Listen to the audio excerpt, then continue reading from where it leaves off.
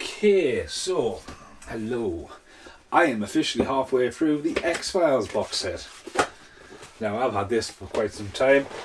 Halfway through, I've been missing myself way through it for a while. I've put off stuff like Mork and Mindy, Penny Dreadful. And I've really enjoyed the series, and I think, funny enough, a couple of the ones I got, which turned out to be American, are just sitting actually underneath there. That is quite handy for what I'm going to do right now. So yeah, I think I'm just finished season 4. Let's have a look. The disc is just there. Just reminds me of Event Horizon. Small Potatoes. Season 4. Disc 5. So I think that's, it's definitely it for the box. Right. I remember loving this as a kid, and then when I was working at HMV back in the day, I borrowed these off Casper. Disc 6. Wait a minute. Alright. So it's disc 6 in the next box. Because that's not very fair. It's got the artwork inside. What's going on there? So anyway, going back to that story. But they used to come out on VHS and parts. Like, fucking hell. Casper used to lend us some of that. So I remember getting to... Here you go. Season 4, disc 6 is in the next box. But that's just stupid. So yeah, I think right, okay, so the last 4 episodes are on season 4 on that one, so yeah, okay. They could have fit an extra book tray in there. So anyway, what do I think? Right, nostalgia wise, going back, right. As I said, I got a bit bored with Casper, and I was thinking I was going to run out of it, but for less than 20 quid, that entire box set. I've actually bought the new series as well. Anyway, I've been watching this and I've been absolutely fucking loving it. I think the music by Mark Snow is absolutely tremendous. Not just the jingle that you know. Throughout, the music should be available. Definitely needs to be available. I think Dana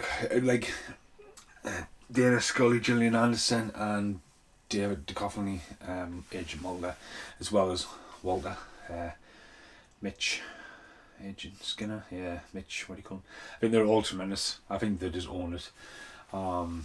It is just Mulder and Scully. I know David Duchovny, he's fucking tremendous in Evolution.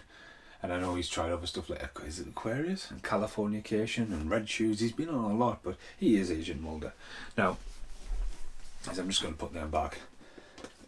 They might be handy to flip through the episodes here. Oh, sorry. Right, so season 1, 2, 3. Right. There has been some groundbreaking television. And some great early on CGI effects. There is so many celebrities in this as well. So just off the top of my head, who I can remember seeing in this, Giovanni Ribisi is in it with Jack Black with a lightning guard, with Giovanni Ribisi's going around, just don't let him mess with his games and just tortures them. Jack Black's in there. We've got our young Seth Green in there with really long hair. He's the one showing them how to get through the fence, the little stoner. Ryan Reynolds, right? So basically there was 2 discs. One where Mulder's in a field.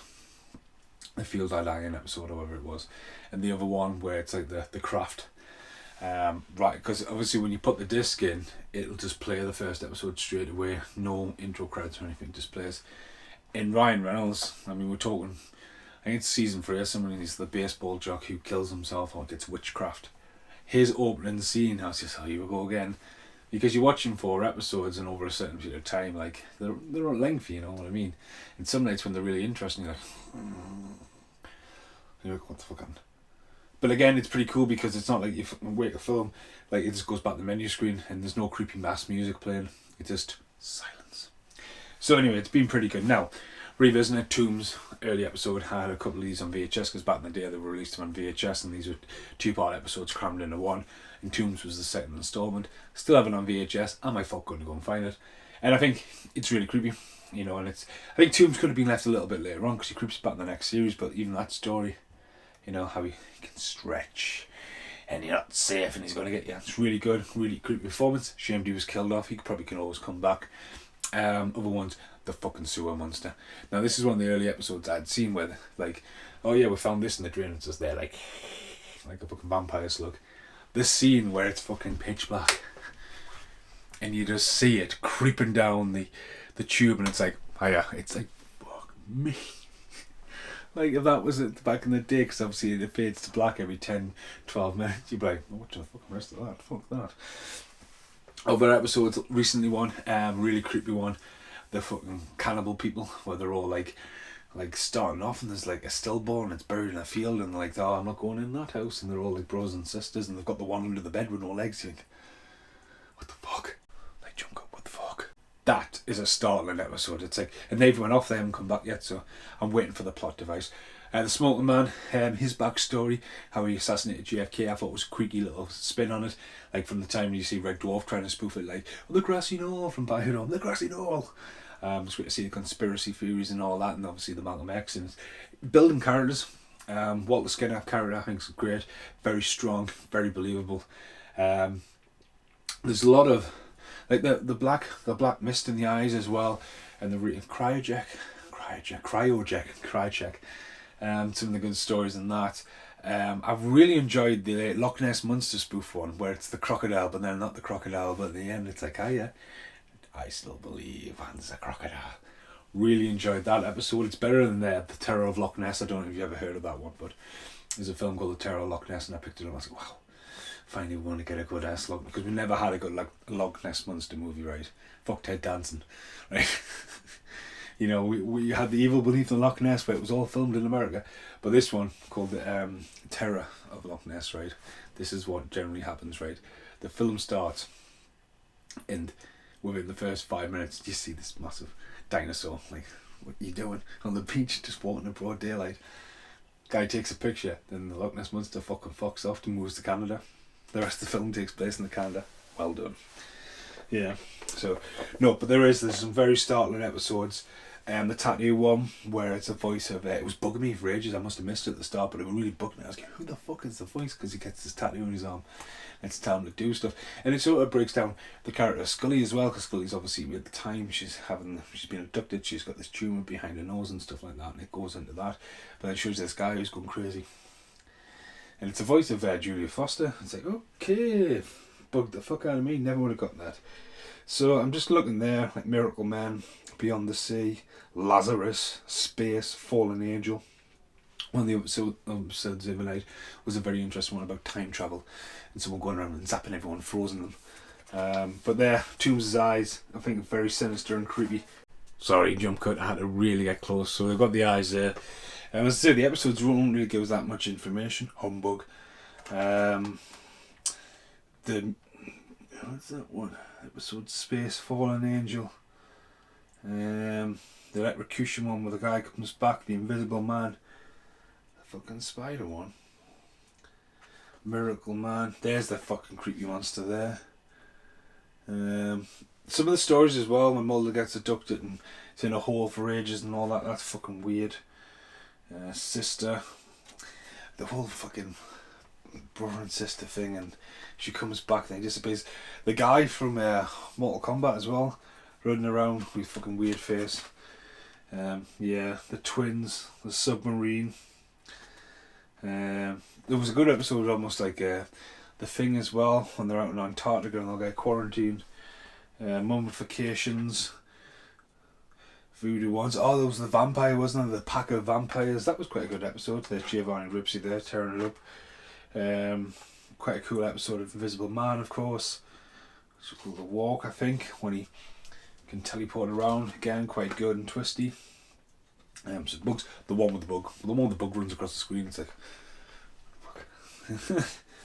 Again, very inventive times.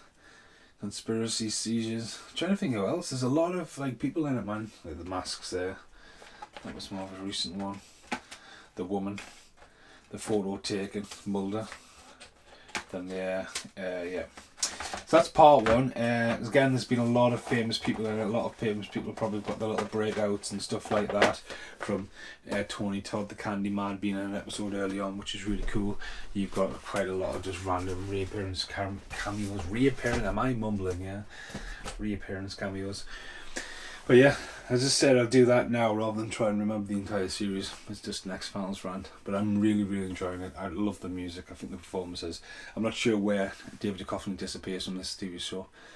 But yeah, I can't recommend it enough. Like, revisiting especially for the price. You know, I mean, yes, the new box set is out where you get the complete collection, but if you can pick up the original one for as cheap as £20, you know. So it's seasons 1 to 4. It's lying, because season 4, part 1, the last disc is in there. Alex Krychek, that's his name. But yeah, nice conspiracies, and then you get the ones what to be continued.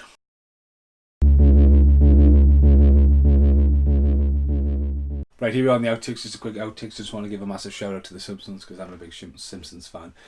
Mulder and Scully's cameo in The Simpsons is priceless. Do you understand? Yes. Just brilliant. Right, I'll be back. It's going to be months, because I'm off to New Zealand. It's going to be a couple of months down the line to do another one, and I'll probably kick myself going, oh yeah, that actor was in it. Oh yeah, he was in it. Oh fuck me, he was in it too. Honest to God, the cast in this alone, the reoccurrence cast, there's people you go, I remember him, yep, that's him from them. It's like one of the guys in the episode the other day I was on about the Zapping Man. The guy who gets pushed out in the truck doesn't have much to do with the film. It's one of the aliens from Galaxy Quest. You go, yeah, that's him. I recognise him from somewhere. Right, thanks for watching. Goodbye for now. And now, the end is here.